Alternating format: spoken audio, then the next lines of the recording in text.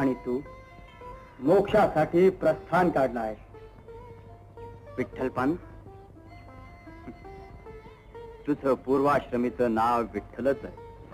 जा, परत ग्रहस्थ धर्म स्वीकार. माझी तुला आज्ञा आहे. पण गुरुदेव, धर्माधर्मे विवेक मला समजतो.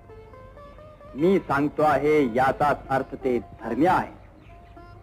तू एक क्षणही या मठात थांबू नको. आशीर्वाद आहेत माझे.